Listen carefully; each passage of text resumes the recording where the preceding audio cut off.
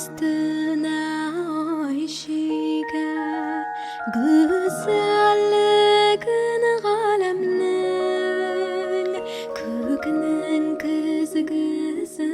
güya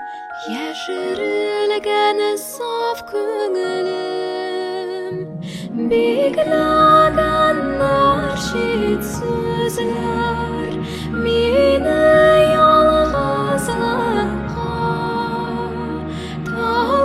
beşikte sağış dirbete daralamın yırak kafaka